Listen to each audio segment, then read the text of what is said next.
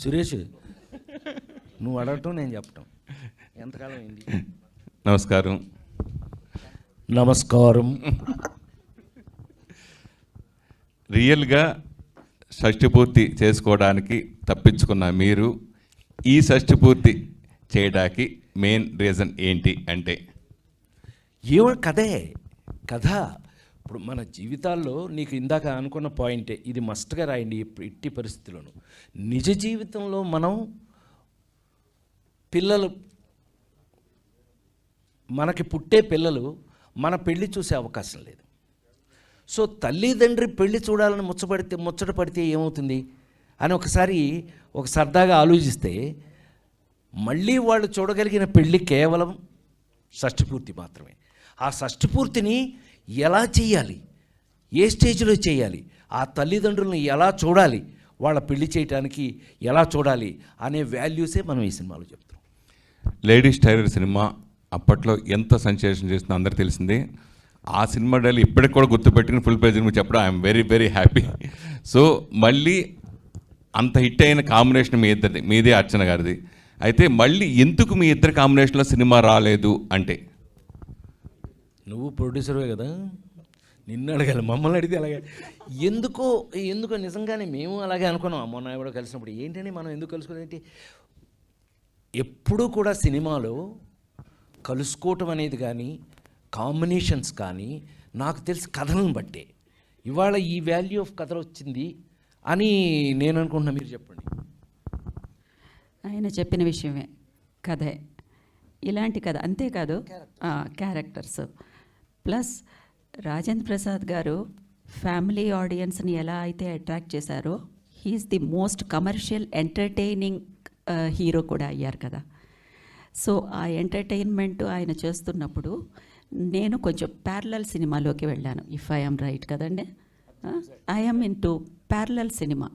So మేమిద్దరం అనేటప్పటికీ అక్కడ మరొకరిని మనం గుర్తు చేసుకోవాలి. మా ఇద్దరిని పెట్టుకొని ఆయన జోనర్లో ఆయన తీశారు వంశీ గారు. ఆ జోనర్కి మేమిద్దరం సూట్ అయ్యాము.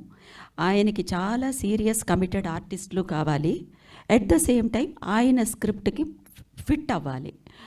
అలా మేమిద్దరం ఆయనకి కరెక్ట్గా కుదిరాము. అప్పుడు మళ్ళీ అలాంటిది ఒకటి ఇంట్రెస్టింగ్గా మా ఇద్దరికి రాలేదు. అలా వస్తే మేమిద్దరం చేసేవాళ్ళం. అంటే యాక్చువల్గా తను ఆ తర్వాత ప్యారలల్ సినిమా ఉంది. దాని అర్థం ఏంటంటే దాసి, దానికి అవార్డు కూడా వచ్చింది. వీడు, సంధ్యారాగం, ఇలాగా ఒక టైప్ ఆఫ్ ఫిల్మ్స్కి తను సెట్ అయ్యి అవార్డ్స్ వచ్చి అలా అటు వెళ్ళిపోయింది. మనమేమో ఇటుపక్క ఇక లేడీస్ టైలర్ తర్వాత మీకు తెలియదే ఉంది, సంవత్సరానికి 12 సినిమాలు రిలీజ్ చేసాం. అందులో చాలా వరకు 100 రోజులు ఆడి ఎంటర్టైన్మెంట్ మీ అందరినీ prime minister to common man, అంటే ప్రైమ్ మినిస్టర్ దగ్గర నుంచి మామూలు మనిషి వరకు కూడా నవ్వించిన హీరోగా చివరికి నాకు ఆంధ్ర యూనివర్సిటీ డాక్టరేట్లు కానీ ఇవన్నీ జస్ట్ బికాస్ ఆఫ్ ఎంటర్టైన్మెంట్. నేను ఇటు సైడ్కి వెళ్ళిపోయాను. అందుకని పెద్దగా ఎక్కువ కాంబినేషన్ కుదరలేదేమో. అది యాక్చువల్గా అదే కమర్షియల్, బాగా ఆడితేనే కమర్షియల్ కదా. 38 సంవత్సరాలు సినిమా వచ్చి 38 ఇయర్స్. అవును, 38 ఇయర్స్, 38 సంవత్సరాలు లేడీస్ టైలర్ వచ్చి. కానీ అదృష్టం ఏంటా అంటే పెద్దగా షేపులు మారలా ఇద్దరి. ఒకవేళ అయితే ఇలా ఈ కుర్చీ పట్టకుండా ఈ షేపులు అయిపోయినట్టయితే మనం కూడా ఏం చేయగలిగి ఉండేవాళ్ళం కాదు. బట్టలు కొట్టింది మీరు కదా. కొట్టిందండి దెబ్బ, వేసింది. ఇలాగే ఉండేది షూటింగ్ దగ్గర, ఇంతే గోల. అయ్య బాబోయ్, గోలండి బాబోయ్, చాలా సంతోషం. నేను 2 బ్లౌజులే కదా నిన్ను కుట్టమన్నాను, నువ్వెందుకు 3ో 4ో తెచ్చావు, షేపులు బాగున్నాయి, నేను కుట్టానండి అని అంటారు. గుర్తుందిగా, ఇదేంటి నిన్నెందుకు కుట్టావు, నేను కుట్టమనలేదు కదా అని అంటే షేపులు బాగున్నాయని నేనే కుట్టానంట. అంటే అలా ఉండేది ఫన్ ఆ రోజున. 100% సక్సెస్ఫుల్ చేసాం. ఎందుకు తను వేరే రూట్లో వెళ్ళిపోయింది, నేను వేరే రూట్లో వచ్చాను. అర్చన గారు, నేషనల్ అవార్డు అందుకున్న మీరు ఎందుకు సినిమాలు తక్కువ చేశారు అంటే? రీసెంట్గా నాకు తెలిసి మధ్యలో చోర్ బజార్ అయితే సినిమాలు చేశారు అంతే. ఎందుకు చాలా తక్కువ చేయాల్సి వచ్చింది అంటే? ఇంత క్రితం అడిగిన ప్రశ్న కూడా అదే, దానికి ఆయన సమాధానం చెప్పారు, నేను సమాధానం చెప్పాను. 5 సినిమాలు వస్తే ఒక్క సినిమా ఒప్పుకుంటాను. అంతేకాకుండా లాంగ్ గ్యాప్ ఎప్పుడూ ఇస్తూ ఉంటాను నేను. Characters, script. అంతేకాదు ఇంకొకటి ఏంటంటే, ఒక కథ చెప్పి ఇంకొక కథలో యాక్ట్ చేయవలసి వస్తుంది ఈ మధ్య ఆర్టిస్టులకి చాలామందికి. చెప్పే కథ ఒకటి, ఇది ఆ కథలో కదా, ఆ కథ కదా మనం ఒప్పుకున్నాం అని అనుకుంటున్నాం, కానీ అది వేరే కథగా ఉంటుంది.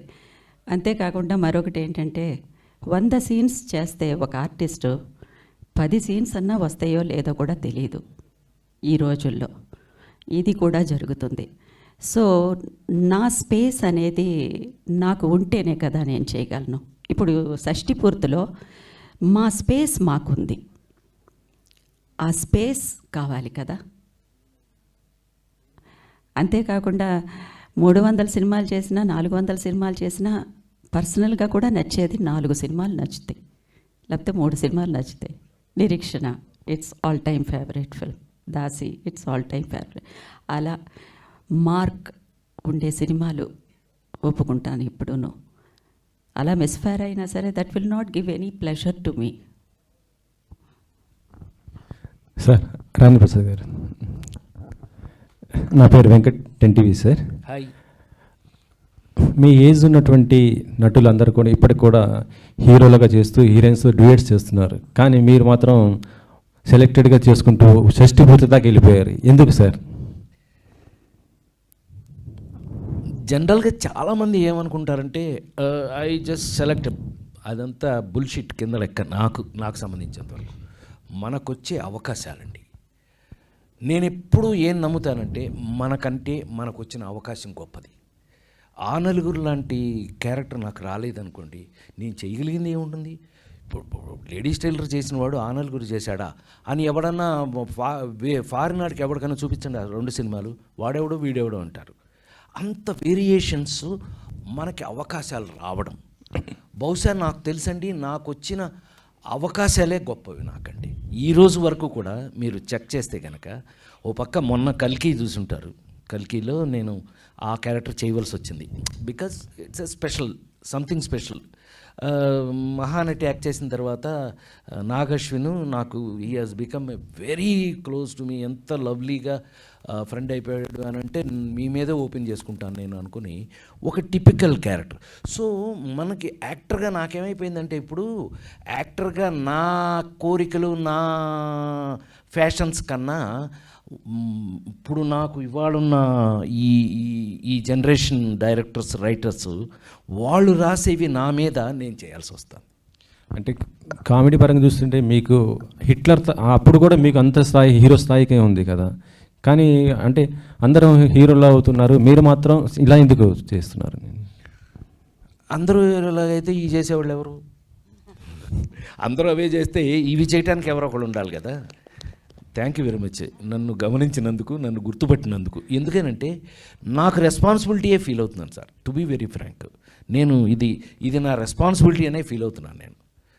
ఇప్పుడు మీరు Julayi, son of Satyamurthy, Prema, Nannaku Prematho, F2, ఏదో ఓ బేబీ, ఇలాంటి సినిమాల్లో ఆ క్యారెక్టర్లు ఎవరు చేస్తారు?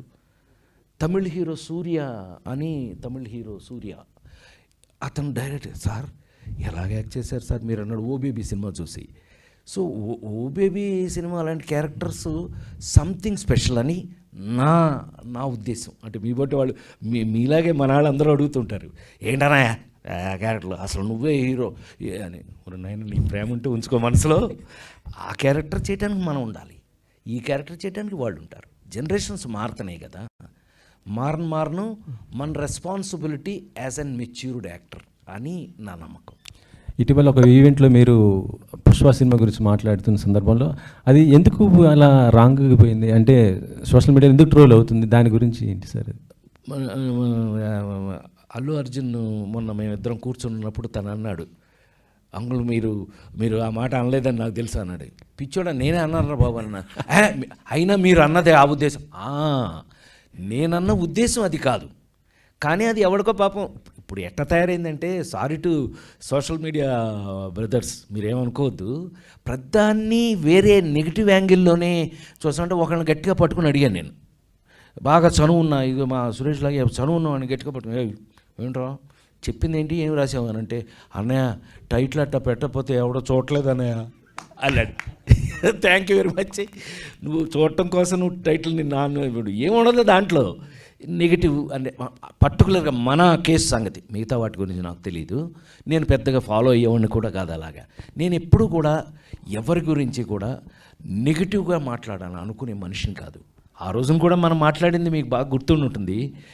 ఇప్పుడు హీరోయిజం అని అంటే కనుక లేడీస్ టైలర్ హీరోనా ఎదవా అన్నాను నన్ను నేనే. లేడీస్ టైలర్ ఈ రోజుకి ప్రపంచంలో ప్రతి వాళ్ళ ఇంట్లోనూ ఉన్న సినిమా కదా, అని ఎదవని నేను ఎలా అంటాను అని ఎవడో తీయలేదు దాన్ని పక్కకి, ఎందుకని నా మీద నేనే జోకేసుకున్నాను కాబట్టి. అప్పులప్పారావు ఉన్నాడు, వాడు హీరోనా, ఏమండి 10 మందిని కొట్టి వీడు పెద్ద హీరో కాదండి. నేను చేసిన క్యారెక్టర్స్ అన్నీ కూడా, ఒక లేడీస్ టైలర్ కానీ, అప్పులప్పారావు కానీ, పేకాట పాపారావు కానీ, ఇంకోటి కానీ సమాజంలో, మన చుట్టూ ఉన్న సమాజంలో, మన పక్కనే ఉన్న క్యారెక్టర్స్. ఇవాళ షష్ఠపూర్తి ఏంటండి, మన ఇళ్లలో జరిగే 60వ సంవత్సరం పెళ్ళి షష్ఠపూర్తి అంటే అంతే కదా. ఇది కామన్ మ్యాన్ నుంచి తీసుకున్న హీరోల్ని నేను ఎక్కువగా హీరోగా యాక్ట్ చేయడానికి కుదిరింది. అలా కుదరటం వల్ల నేను అందరి మధ్యలోనూ, ప్రతి ఇంట్లోనూ, ప్రతి ఫ్యామిలీలోనూ ఒక మనిషిని అయిపోయాను అని చెప్పడం జరిగింది. చెప్తే తను నవ్వేశాడు, అల్లు అర్జున్ కానీ ఆడేవాడో రాశాడు అని అన్నాడు. రాసినాడు ఆనందపడి ఉంటాడు కదా, కానీ తర్వాత ఎందుకన్నా అందరూ తిడుతున్నారు, తొక్కేశాడు, అది దొంగే కదా, దొంగ కాకపోతే ఆడేమన్నా మహానుభావుడు, ఆడేమన్నా ఇదేంటి మహాత్మా గాంధీయా కాదు కదా, పుష్పలో వాడు దొంగే కదా, పైగా ఎర్రచందనం దొంగ, మరీ దొంగ, అది మామూలు దొంగ, అది ఎదవా అని అంటే నవ్వేశాడు. తను నవ్వాడు, నేను నవ్వాను. చెప్తున్నా ఎవరో ఇప్పుడు మీరు ఇందాక మనం అనుకున్నట్టే సోషల్ మీడియాలో అసలేం దొరకట్లేదు అని అంటే ఈ మాత్రం దొరికితే ఊరుకుంటారేంటి. సార్ రాజేంద్ర ప్రసాద్ గారు, సార్ గ్లిమ్స్ చాలా బాగుంది సార్, చాలా ఎమోషనల్గా ఉంది సార్. ప్రతి పెద్దవాళ్ళ జీవితంలో జరిగేదే మా జనరేషన్ కూడా తెలియాల్సిన అంశం, చాలా బాగుంది గ్లిమ్స్ సార్. షష్ఠపూర్తి ఇది చాలాసార్లు చాలా సినిమాల్లో వస్తున్న కాన్సెప్టే. రీసెంట్గా శతమానం భవతిలో కూడా షష్ఠపూర్తి గురించే సినిమా మొత్తం ఉంటుంది. ఇట్లా షష్ఠపూర్తి గురించి చాలా సినిమాలు ఎన్టీఆర్ గారి దగ్గర నుంచి అంతా చూస్తూ వస్తున్నాం ఇప్పుడు వరకు కూడా. మళ్ళీ కొత్తగా ఏ ఎమోషన్ చూపిస్తారంటే, షష్ఠపూర్తి అంటే 60 ఏళ్ళు దాటిన వారికి పెళ్లి చేయటం అనేది మాకు తెలిసింది. ఏముంటుంది కొత్తగా, అన్నీ తెలుసు కదా మాకు, ఏ ఎమోషన్ చూపిస్తారు? మీకు ఎప్పుడు నేను చెప్పేది ఒకటే, సింపుల్గా ఒక క్వశ్చన్ అడుగుతాం మిమ్మల్ని. ప్రేమ ఒక అబ్బాయి గోల, ఒక అబ్బాయి ఒక అమ్మాయి ప్రేమించుకోవటం కదా ప్రేమ అంటే. మరి ఇన్ని వేల సినిమాలు ఎందుకు వచ్చినాయి? అలాగే షష్ఠపూర్తి యాంగిల్ వేరే, ఏ యాంగిల్లో తీసుకున్నామో సినిమా చూస్తే మీకు తెలుస్తుంది. షష్ఠపూర్తి మీరు చెప్పినట్టు అన్ని షష్ఠపూర్తిలో ఉంటాయి. 60వ సంవత్సరం దాటితే షష్ఠపూర్తి చేసుకోవటం అనేది మన ఇళ్లలో ఉన్న మనకున్నటువంటి సంప్రదాయం. అది షష్ఠపూర్తి. కానీ ఈ షష్ఠపూర్తి ఏమి షష్ఠపూర్తి, అదే ఇంట్రెస్టింగ్ సబ్జెక్ట్.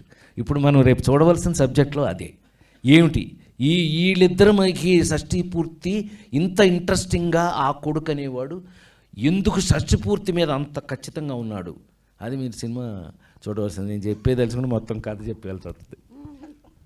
రూపేష్ గారు సార్, ఒక యంగ్ ప్రొడ్యూసర్గా అంటే యూత్ని టార్గెట్ చేసే సినిమాలు చేయకుండా ఒక ఫ్యామిలీ ఆడియన్స్ని ఒక మెసేజ్ ఇచ్చే సినిమా చేయాలని ప్రయత్నం వెనక ఏంటి కారణం? మీకు ఈ సినిమా యూత్ని అట్రాక్ట్ చేయదని మీరు అనుకుంటున్నారండి? అంటే జనరల్గా ఇప్పుడంతా యానిమల్ మార్కో ఇట్లాంటి సీన్ కనిపిస్తే ఒక టన్నులో కొద్ది రక్తం కనిపిస్తుంది. అలాంటి సిచ్యువేషన్లో ఈ సినిమా తీయడానికి కనుక కారణం ఏంటండి? డెఫినెట్లీ ఫస్ట్ కదే అండి, బట్ యూత్కి అట్రాక్ట్ చేయదు, లేకపోతే అలాంటి సిచ్యువేషన్ మీరు జస్ట్ టైటిల్ పట్టుకొని అనుకుంటున్నారు తప్ప అలాంటిది ఏం లేదు. సినిమాలో చాలా ఎలిమెంట్స్ ఉన్నాయి, యూత్ అట్రాక్ట్ అవుతారు. ఇందాక రాజేంద్ర ప్రసాద్ గారు చెప్పినట్టు అందరూ పెద్దవాళ్ళు, ఒక్క పర్టికులర్ ఏజ్ గ్రూప్ కానీ సినిమా కాదండి, ఆల్ ఏజ్ గ్రూప్స్ ఫిల్మ్ ఇది. అయితే ఇప్పుడు ఒక ప్రొడ్యూసర్గా సినిమా తీయడమే ఈ రోజుల్లో చాలా కష్టం.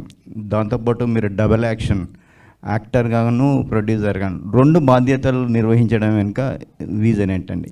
ఏం రీజన్ కాదండి, మెయిన్ కథే. ఇప్పుడు కథ అంత బాగున్నప్పుడు ఈ కథ ఎవరో సార్ నాకు కథ చెప్పినప్పుడు కూడా వేరే ప్రొడ్యూసర్స్ ఉన్నారని చెప్పారు డైరెక్టర్ గారు. సో నేను ఎందుకు లేదు, నేను చేస్తాను ప్రొడక్షన్ కూడా, యాక్ట్ నేను చేస్తాను, మీకు ఓకేనా అంటే తప్పకుండా ఓకే సార్ అన్నారు. Okay, thank you. Rajendra Prasad గారు, ఇందాక మీరు అడిగిన ప్రశ్నకి నేను సమాధానం చెప్పచ్చా? చెప్పండి సార్. మీరు అనుకుంటున్నారు యూత్ అంటే బకెట్లు రక్తం రావటం, నరికేసుకోవటాలు, పొడిచేసుకోవటాలు, చంపేసుకోవటాలు అనుకుంటున్నారు. సారీ సార్, ఇలాంటివి కూడా నచ్చిన యూత్ ఉన్నారు. ఎవరికైతే ఇలాంటి ఫ్యామిలీ మ్యాన్గా ఉండాలని, మన సంస్కృతి సంప్రదాయాలు, మన తల్లిదండ్రులు మనం బాగా చూడాలని ఎవరైతే అనుకుంటున్నారో వాళ్ళ కోసం తీసిన సినిమా అండి. రూపేష్కి ఇక్కడ మాకు నచ్చిన, అంటే మా అందరికీ రూపేష్ నచ్చడానికి కూడా కారణం ఏంటంటే అతనికి ఈ కథ నచ్చడం. ఇలాంటి కథని మనం విత్ వాల్యూస్ మనం తీయాలి అని అనుకోవటం, అందువల్ల రూపేష్ మీద మాకు గౌరవం పెరిగింది. సో నేనేమంటానంటే మీరు అడిగిన అద్భుతమైన చాలా పర్ఫెక్ట్ క్వశ్చన్. ఎందుకనంటే ఇవాళ యూత్కి కావాల్సినది, మీరు అన్ని కేజీఎఫ్లు ఉండవు కదా, అన్నిటికీ కేజీఎఫ్లే ఉంటే ఇక రక్తం మీరు అన్నట్టు బకెట్లు రక్తం తప్పితే ఇంకేముండదు. అలా కాకుండా మన వాల్యూస్ను కూడా అదే డిఫరెంట్ ఫిలిమ్స్ అదృష్టం అదేనండి. ఇప్పుడు కేవలం ఇందాక మావాడు అడిగినట్టు ఇంకా ఇప్పటికి మీరు హీరోగా యాక్ట్ చేయొచ్చు కదా, మీరు ఇప్పుడు ఈ క్యారెక్టర్లు ఎందుకు వేస్తున్నారు అని అంటే, ఈ క్యారెక్టర్లు వేయటానికి మరి నేను ఉండాలి కదా, ఇలాంటి సినిమాలు తీయాలి కదా, ఇలాంటి సినిమాలకు కూడా వాల్యూ ఉంది కదా. చిన్నది అప్రస్తుతమైన ఒక్కటి చెప్పేస్తాను నేను. చైతన్య, ఆ నలుగురు సినిమా మీకు తెలుసా? తెలుసండి. ఆ నలుగురు సినిమా మీరు చూసారా? చూసానండి. ఆ సినిమా ఫస్ట్ వారం, రిలీజ్ అయిన వారం అట్టర్ ఫ్లాప్ అండి. ఆ విషయం మీకు తెలుసా? తెలుసండి. మన వాళ్ళందరికీ తెలుసు, ఎందుకంటే వీళ్ళందరూ ఇన్వాల్వ్ అయ్యారు. అప్పుడు స్లోగా పికప్ అయింది. అంటే చిన్న సరదాగా ఒక ఇన్సిడెంట్ చెప్పేస్తా.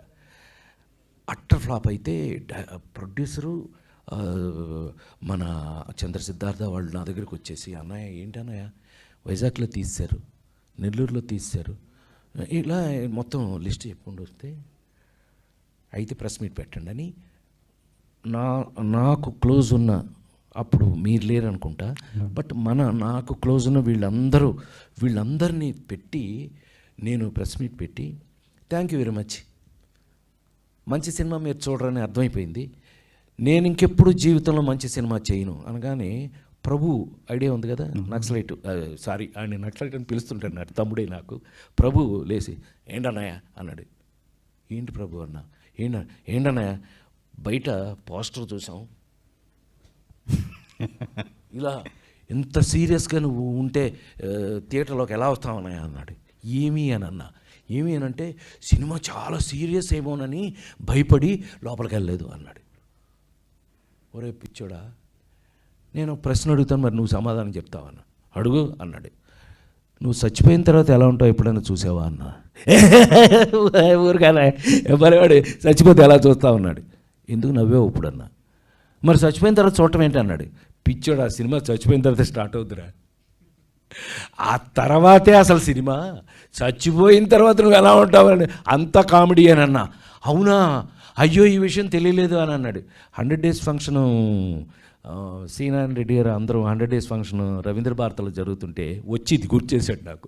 అన్నయ్య నువ్వు అన్నావు గుర్తుందో లేదో, ఇది నెక్స్ట్ వీక్ నుంచి పికప్ అయింది, మామూలుగా పికప్ అవ్వలేదు, ఇదిగో ఇవాళ మీరు 100 days ఫంక్షన్ చేస్తున్నారు అన్నాడు. అలాగా కొన్ని జీవితంలో కొన్ని జరుగుతూ ఉంటాయి. నాకున్న అదృష్టం ఏంటంటే నేను ఇవన్నీ ఎదుర్కొన్నాను, చూశాను, ఇన్వాల్వ్ అయ్యాను, అనుభవించాను, ఇవాళకి చేస్తున్నాను. సో మంచి question, thank you very much sir. ఇంకో క్వశ్చన్ సార్, మీరు ప్రధాని పివి నరసింహారావు ప్రస్తావన తెచ్చారు కాబట్టి ఒక క్వశ్చన్ అడుగుతాను సార్. సార్ మీరు ప్రధాని నుంచి పామర్ల వరకు రంజింపజేశారు. అలాంటి గొప్ప నటుడికి పద్మ అవార్డు రాకపోవడానికి కారణం ఏంటి? ఏమోనండి, ఇది ఎంత రాజకీయమేమో నాకు తెలియదు కానీ, బట్ అయితే ఒక్క మాట ఈ సందర్భంగా గుర్తు చేసుకుని మనం మర్చిపోదాం. ఎందుకనంటే నాకు వాటి మీద పెద్దగా అంటే ఒకవేళ నేను ఫాలో అయ్యి ఇది వీళ్ళందరిని బట్టి తన్ని అక్కడికి పంపించి ఏం చేయలేదేమో. ఎందుకంటే ఒక్కటి- ఈ మధ్యలో వచ్చిన యంగ్ హీరోయిన్స్ కూడా మొన్న వచ్చిన యంగ్ హీరోయిన్స్ కూడా పద్మ ఇచ్చారు. అదే మనకంటే వాళ్ళకి టాలెంట్ ఎక్కువ ఉంటుంది. నవ్వుతావండి, ఏం టాలెంట్ అనుకుంటున్నావు? నేను టాలెంట్ ఉంటుందండి. ఒక చిన్న ఇన్సిడెంట్ నాకు జరిగింది. పూజ్యులు పెద్దలు రామోజీరావు గారు మాటల సందర్భంగా, అవును ప్రసాద్ నీకు పద్మశ్రీ ఉందా అని అన్నాను. ఓహో సరేలే, కానీ ఒక్కటి గుర్తుపెట్టుకో, నువ్వు ఎప్పుడు ట్రై చేయకండి. నేను ఎప్పుడు ట్రై చేయలేదండి అని అన్నాను. ఎందుకో తెలుసా, ఎందుకు ట్రై చేయదంటున్నాను తెలుసా? ఎందుకో తెలియదండి అని అన్న. పెద్ద ఆయన కదా, ఆయనతోటి ఆర్గ్యుమెంట్ చేయం మనం. అయితే పద్మశ్రీ కంటే నువ్వు చాలా ఎక్కువ, చాలా పెద్దవాడు, నువ్వు ఎప్పుడు ట్రై చేయ కదండి.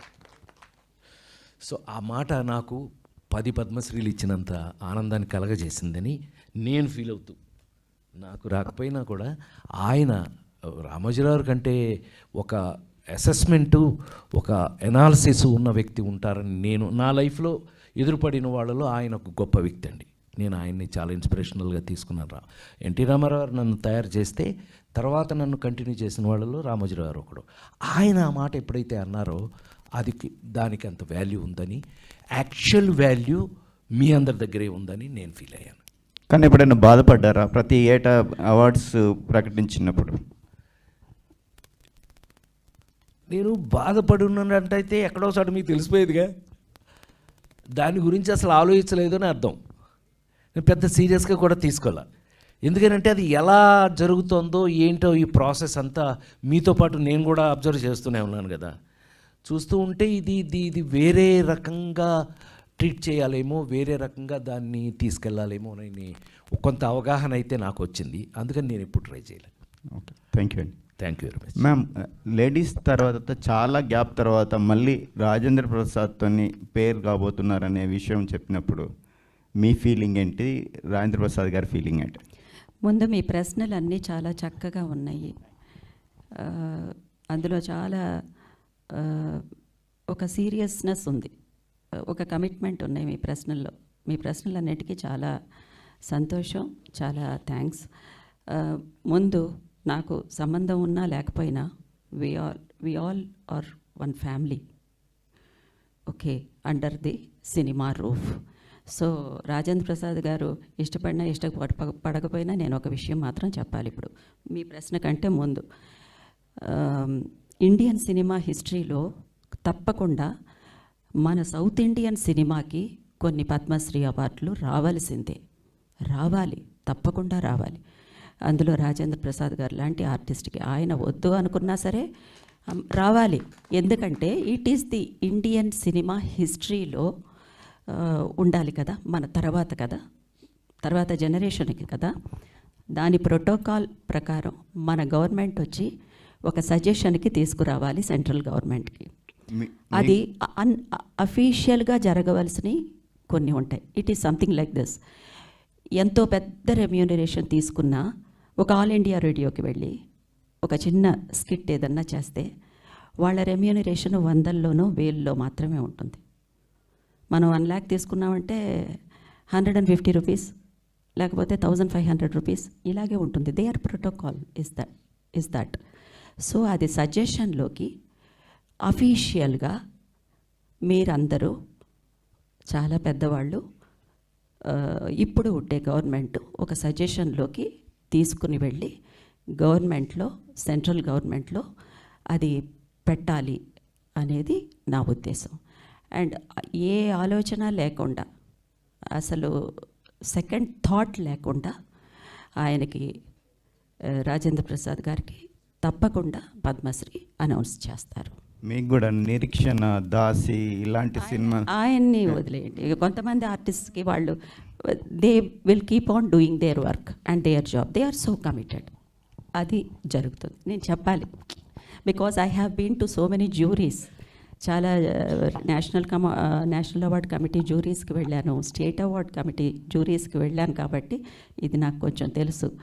అందుకనే మీరందరూ కూడా చేయాలి. మీ అందరి యొక్క all your hand should be there.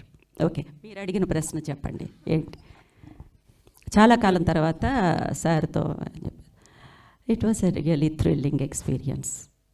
చాలా 100 days దాటి ఆడిన సినిమా లేడీస్ టైలర్. ఆ టైంలోనే the kind of commitment he had, the love he had for cinema, the passion he had for cinema, the sensibilities he had for cinema and how sensitive he is. అది చాలా dimensions ఉన్న character అయింది. ఒక normal common heroine నేను అంతే ఆ సినిమాలో, కానీ చాలా డైమెన్షన్స్ ఉన్న క్యారెక్టర్ రాజేంద్ర ప్రసాద్ గారిది లేడీస్ టైలర్లో. So it was one of the popular and very very entertaining film. I'm very happy with that film. నేను ఇందాక చెప్పినట్టు నా ట్రాక్ కాస్త మారింది. అంతేకాకుండా నేను నా మైనస్లు ఏమిటి, నా ప్లస్లు ఏమిటి అని తెలిసిన ఆర్టిస్ట్ని. నాకు makeup is a very big problem to me, because makeup ఎక్కువ వేసుకోలేను.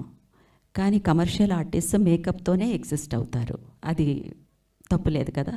So what ever suits me I should do that. I should be aware of that. I should be really aware of నేనేం చేస్తే బాగుంటుంది, నేనేం చేయకపోతే బాగుంటుంది అనే ఒక అవగాహనతోనే కదా చెయ్యాలి. అందుకనే నాకు ఏది సూట్ అవుతుందో అది మీరి ఏదో ఎప్పుడైనా ఒక రాంగ్ ఫిల్మ్స్ అనేవి పడుతూనే ఉన్నాయి. ఒకటి అనుకుని ఇంకొకటికి వెళ్ళడం, ఏదో అలాంటివి జరుగుతూ ఉన్నాయి. సినిమా కథ వినడం, ఇంకొక కథ చేయడం, ఆ కథలో కొంచెం కూడా ఇన్వాల్వ్మెంట్ లేకుండా బయటికి రావడం, ఏ ఇష్యూస్ లేకుండా, ఇలాంటివి జరిగాయి. కానీ whichever suits me I should be able to do that. ముందు నన్ను నేను ఇష్టపడాలి కదా. ఒక సినిమాలో నా క్లోజప్ నేను చూసిన వెంటనే, నేను యాక్ట్ చేసిన వెంటనే నన్ను నేను కన్విన్స్ అవ్వాలి కదా. మన మనసాక్షి అనేది ఒకటి ఉంది కదా. So I'm with all my conscience. Thank you for the question. నమస్తే. షష్ఠిపూర్తి గురించి రాజేంద్ర ప్రసాద్ గారు టైటిల్ గురించి బాగా చెప్పారు. అది తర్వాత ఎన్నో క్వశ్చన్లు అనుకున్నా కానీ దాంతో పోయినాయి. మొత్తానికి బాగా చెప్పారు. అయితే నేను ఇప్పుడు అర్చన గారిని ఒక క్వశ్చన్ వేస్తాను. ఇప్పుడు 38 ఏళ్ళ నాడు చూసిన రాజేంద్ర ప్రసాద్ గారికి ఇప్పటికి ఏ మార్పులు ఉన్నాయో గ్రహించారా? అందులో ఆయన అప్పుడు చిలిపిదనం, కొంటిదనం, స్పాంటేనియస్ ఇవన్నీ గతంలో మీరు ఆయనలో నటనాపరంగా ఏదన్నా తేడాలు కానీ ఆయన వ్యక్తిగతంలో మీరు ఏమి బేరీ చేసుకున్నారు ఆయనలో? ఈ అబ్బాయి ఉన్నాడే, ఈ డైరెక్టరు, ఈ పవన్ ప్రభ నాతో లంగావణి వేయించాడు. ఇక ఆయనతో ఒక మూడు చేంజ్ ఓవర్స్ ఉన్నాయి ఈ సినిమాలో. 26, 46, 56, 60s కదండి. 3 generations. సో ఎందుకో మేము మూడిటికిను కొంతవరకు ఆ లోపలికి వెళ్ళాము. అడిగింది కరెక్టే. అయితే ఆ లోపలికి వెళ్ళాము మేము. సరే, I really don't know, it's a very pleasant experience. అమ్మా మీరు లంగావాణి వేసుకోవాలి అని అన్నాడు. నేను అన్నం తినడం మానేశాను. విపరీతమైన డైట్లో ఉన్నాను, నీరసం వచ్చేస్తుంది. తను షూటింగ్ పెట్టుకోడు కాస్త కొద్ది రోజుల పాటు. సో ఇలాంటివన్నీ జరిగాయి. The thing is we are fit actually, whether it is we are fit, we wanted to be fit. ఆ ఫిట్నెస్ అనేది ఒక ఆర్టిస్ట్కి చాలా ఇంపార్టెంట్. అది కొంతవరకు రాజేంద్ర ప్రసాద్ గారు, నేను కూడా అది కొంతవరకు మెయింటైన్ చేస్తున్నాం అనేది ఇద్దరం చూసుకుంటుంటే అనిపిస్తుంది అది. సో మన మంజుషా వచ్చిన వెంటనే మా ఇద్దరికి బ్రహ్మాండమైన కాంప్లిమెంట్ ఇచ్చింది కదా. ఇప్పుడు కొత్త గా పెళ్ళైన వాళ్ళని చూస్తున్నట్టు ఉంది అని చెప్పేసి అని ఒక కాంప్లిమెంట్ ఇచ్చింది కదా. So that reaction is giving lot of spirit to both of us and we may become more young and much more younger also.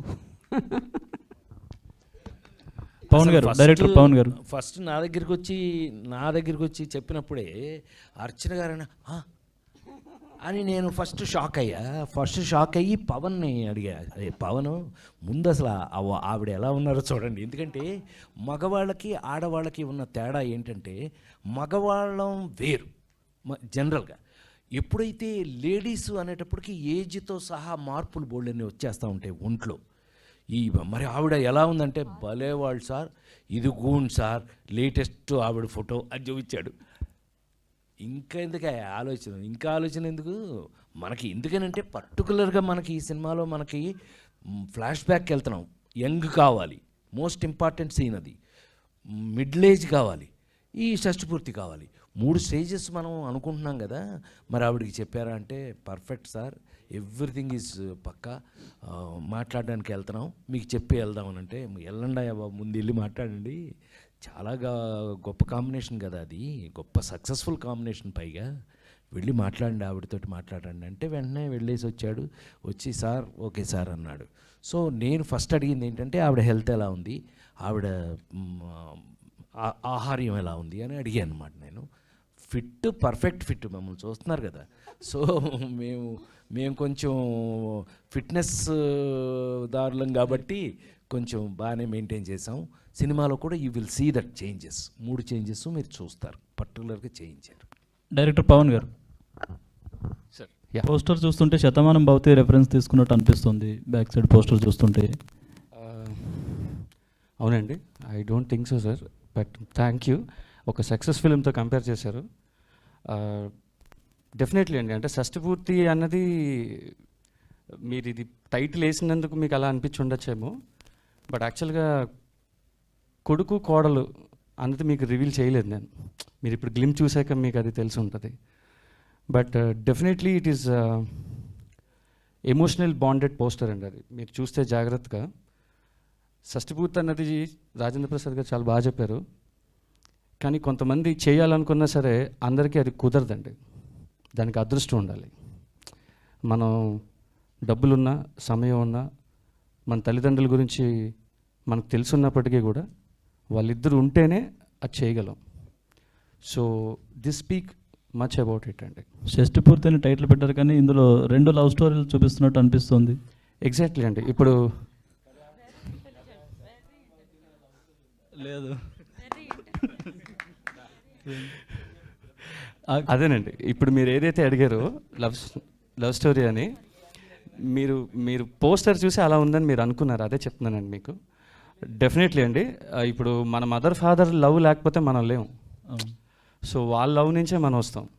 So definitely our mother father will have a love story. Hope మనకు తెలియకపోవచ్చు. అంటే వాళ్ళిద్దరిని ఎంగేజ్లో చూపించడానికి ladies tailor reference ఏమైనా తీసుకున్నారా? అబ్బే అస్సలు లేదండి. ఎందు గురించి అంటే లేడీస్ టైలర్ అన్నది ఒక ఏజ్తో జరిగే థింగ్ అండి. అది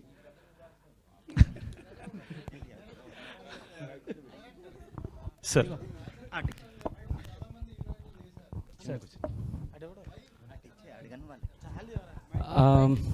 డెఫినెట్గా అండి. Yes sir.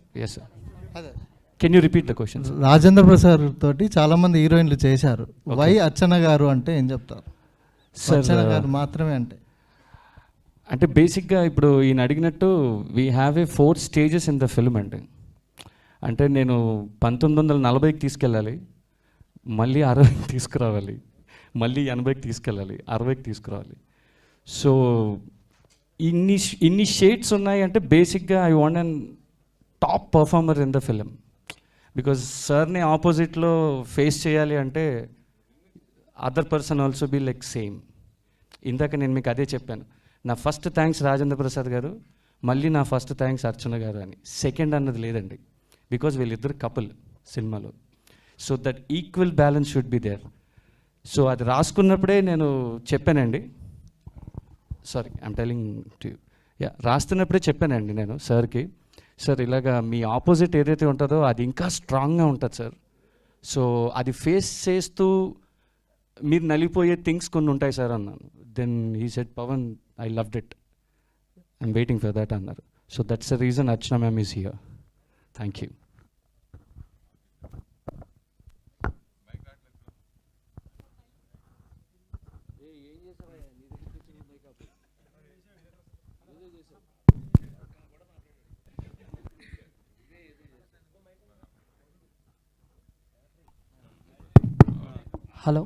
హలో ఆకాంక్ష గారు, and this is Chandu, anchor from Filmy Looks. So first of all చాలా గ్యాప్ తర్వాత మిమ్మల్ని చూస్తాం, చాలా హ్యాపీగా ఉంది. అంటే మళ్ళీ రావా, దేవదాస్ లాంటి మంచి సినిమాలు చేసిన తర్వాత బట్ ఎక్కడో మీకు గ్యాప్ వచ్చిందా, మీరు తీసుకున్నారా? ఎందుకు బ్యాక్ టు బ్యాక్ సినిమాలు చేయటంలో లేట్ అవుతుందా లేదా ఏంటి? Unfortunately, after Devdas, in Telugu, basic Telugu, I did not have any theatrical release, of course. But I won't say that I was away from Telugu film industry. I did Parampara, I did Meet Cute, I did Bench Life. We did Bench Life. And Hyderabad is home. So I was never away. I was back to back working in the field. But yes, of course, after a very long gap, now I am coming again in a theatrical release, which is Shashti Purti, and I'm really blessed.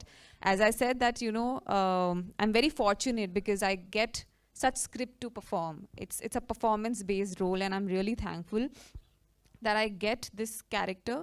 It is a powerful character, I would say. It is not a random heroine character, and I'm really very thankful to Pavan Garu that he has written such powerful female characters, either me or Archana Garu. So it's amazing to play such characters, and I'm really very thankful. Thank you. Hello,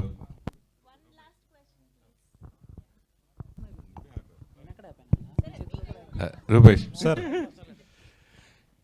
Keeravani గారు పెట్టుకోవడం అంటే ఎవరైనా జనరల్గా ఒక ఆయన చేత music పెట్టుకుంటారు, లేదంటే సాంగ్ పాడించుకుంటారు. మీరేంటి రచయితగా పెట్టుకోవడానికి ఎనీ రీజన్?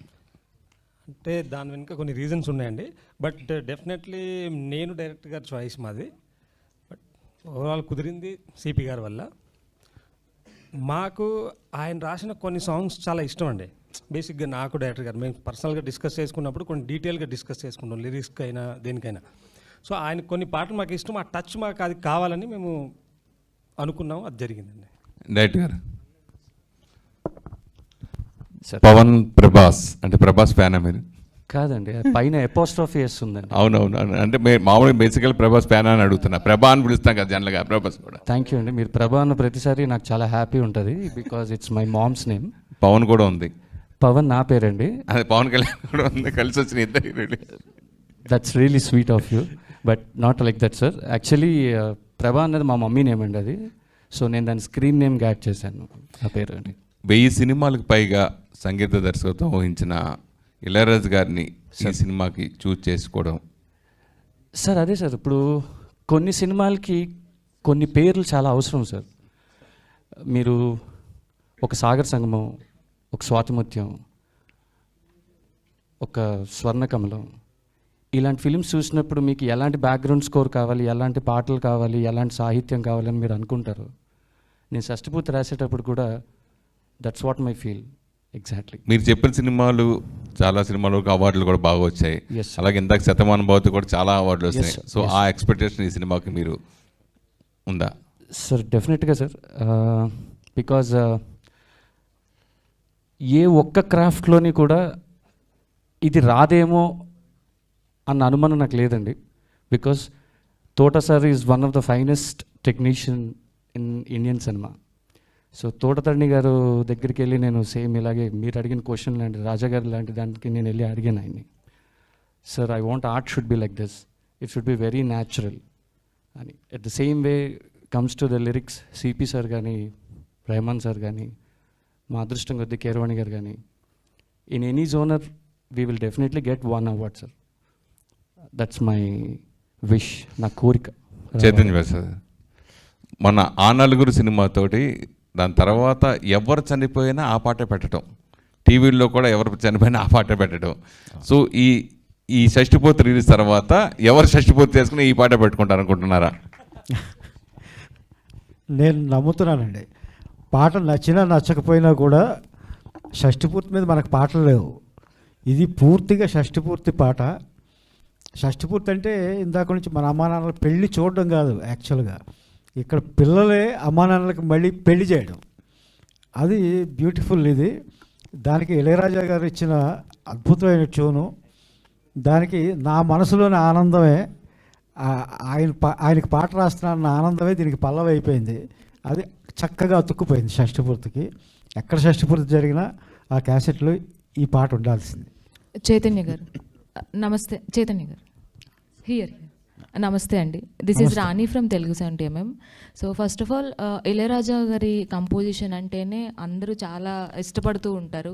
సో అలాంటిది మీరు ఆయన మ్యూజికల్లో ట్యూన్స్ రాయడం కావచ్చు, అంటే ఆయన ట్యూన్స్కి మీరు లిరిక్స్ రాసారా, లేదంటే మీ లిరిక్స్కి తగ్గట్టుగా ఆయన ఏమైనా ట్యూన్ చేశారా? లేదండి, ట్యూన్స్కే రాశాను. ఇళయరాజా గారిది ఒక స్టైల్ ఉంటుంది, చాలా వేగంగా జరగాలి ఆయన దగ్గర పని, అది ఎక్స్పీరియన్స్ చేశాను. వెళ్ళి మనం కూర్చోగానే ఆయన సిచ్యుయేషను వింటారు, విన్న వెంటనే ఆయన ట్యూన్ ఇచ్చేస్తారు స్పాట్లోనే. మాకు అదృష్టవశాత్తు మేము విన్నది ఏంటంటే ఆప్షన్స్ ఉండవు, ఆయన పలికిందే రాయాలంటే మేము విన్నది. కానీ మేము ఎక్స్పీరియన్స్ చేసింది ఏంటంటే మాకు 2-3 ట్యూన్లు వినిపించి ఏది కావాలి అని మమ్మల్ని అడిగారు. ఆ చాయిస్ మాకు ఇచ్చారు ఆయన. ఆ ట్యూన్ సెలెక్ట్ చేసుకున్న వెంటనే వేగంగా రాసిచ్చేయాలి ఆయనకి. ఆ సౌండ్ని ఫాలో అవ్వాలి. ఆ సంగీతం అనేది చాలా ఇంపార్టెంట్ కదా, మాట దానికి అనుగుణంగా ఉండాలి. అది అంతే వేగంగా రాసిచ్చాను.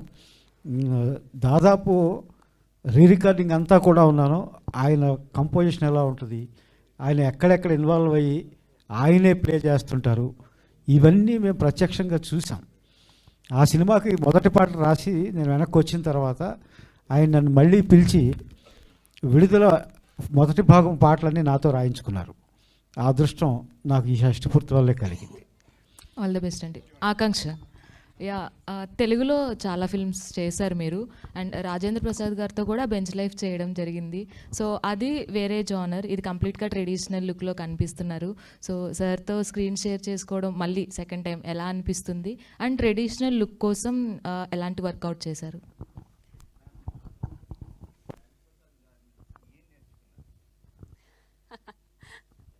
First, I'll answer her question. Yes, it is the second time when I'm working with Rajendra Prasad Garu. The first time when we did scene together, it was a very emotional scene in Bench Life. And I remember that we both did not use any glycerin or something. And that scene is really very close to my heart because I was playing his daughter. And that emotional connect which we required for the scene. I always say that when you're performing and 2 actors are involved, it is always give and take. You cannot perform if the other actor is not performing. So the whole thing, the credit I want to go, your questions answer, that I have learned that how you as an actor could be so supportive. I have learned that from him.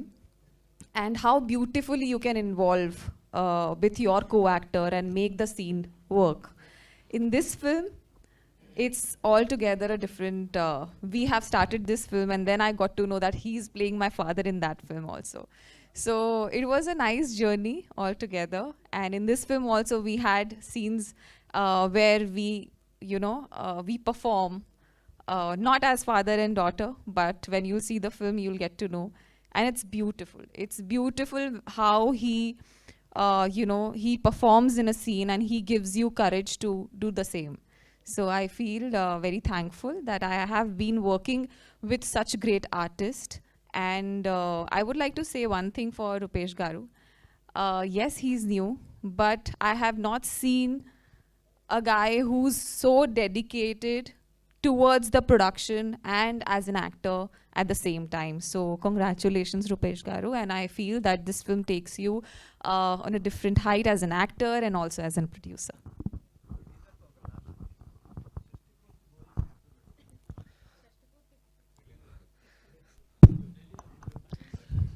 Release ముందు ఎలా పెడతారా? Release అవనే success అయిన తర్వాత పెట్టుకుందాం. అయిన తర్వాత ఎప్పుడు కనబడిపోవడం నీకు మామూలుగా అలవాటు. జనరల్గా మనకు అది లేదులే. మన బ్యాచ్ అంతా మనలాగా, మన బ్యాచ్ ఎప్పుడైనా కలుస్తాం కదా. సో అట్లా let me wishes, all your great wishes, let us hope the cinema in a big way, success in a big way.